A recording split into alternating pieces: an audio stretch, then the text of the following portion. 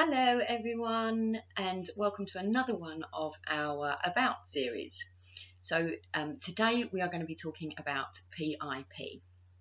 So PIP stands for Personal Independence Payment. It's something relatively new still that was brought in a few years ago to replace disability living allowance for those that are over the age of 16.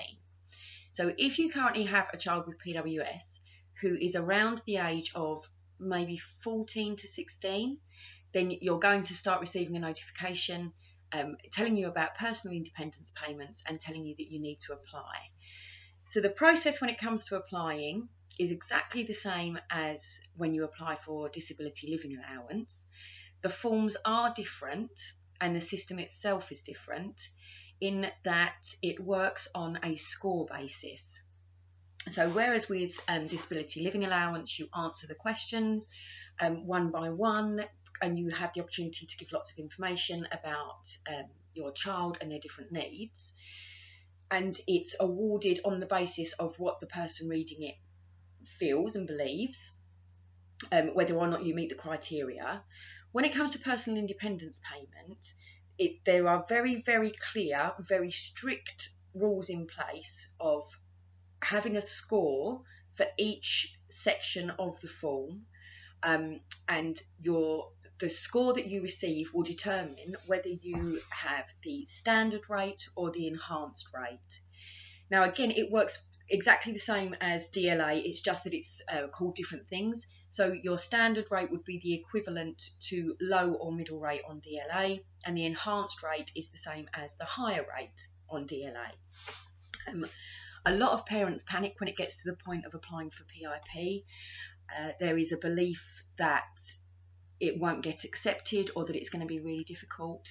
It's the same as any of these things when it comes to filling in these forms. It's not a particularly pleasant thing to have to do, but it is a means to an end.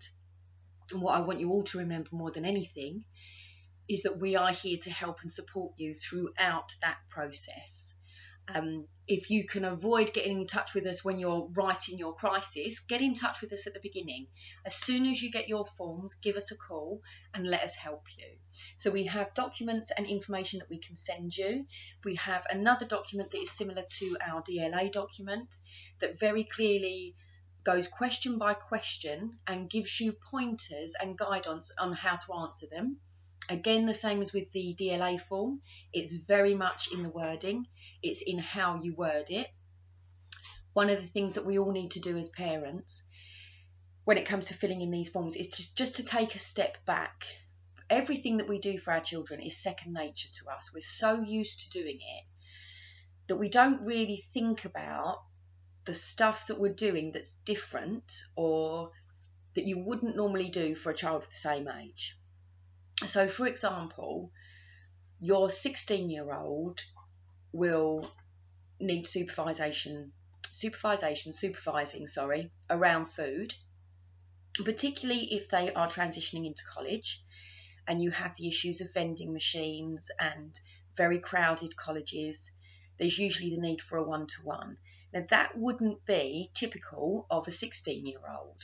It may be that at night time they need more reassurance or they need help settling. It may be that they wake a lot during the night. It might be that you need to really plan things if you're going to go out. One of the questions that's asked on the PIP form is if the individual can plan a journey on their own. Now, anyone with Prader-Willi syndrome, regardless of their age, they're naturally kind of people pleasers and they want to make us proud and they want to show us what they're capable of. So if they're asked the question, can you plan a journey, most would be able to answer and say yes. And I would need to go to a bus stop and look at a timetable and this is the number of bus that I need to get on. But what isn't accounted for in those questions, in those in particular, is looking at the wider picture of what will happen if the bus is late, or if the bus number changes, or if there is a newsagent's right near the bus stop. How are they handling money on their own? Do they have an understanding of money? Are they responsible for any of their own money, or is there a doles in place, or is there, do you take care of their benefits for them? So there is a lot to consider, and you do really need to take your time when filling these forms in. The stance of the association is that it isn't entirely appropriate for someone with Prader-Willi syndrome to attend a face-to-face assessment. So what can sometimes happen is when you send in your PIP form, they'll ask to meet you face-to-face because they want to do a medical assessment, which is absolutely fine. We like the opportunity as an association to write a support letter for you before you go to that, purely because, as I've just said, people with PWS are naturally people pleasers. And what can happen during these assessments is that they kind of get just a 10-minute snapshot of someone with PWS on a really good day who wants to make someone proud and wants to show how clever they are and how good they are at things. And it just isn't a true reflection. The only way that you're going to get a true reflection at a PIP assessment is if you don't tell them that they need to go to the assessment, that you don't prepare them for it, you keep them up late the night before, and they're all things that are really horrible to do and that we shouldn't have to do. So we can provide a support letter outlining the reasons as to why we believe it isn't entirely appropriate for someone with PWS to attend a face-to-face assessment.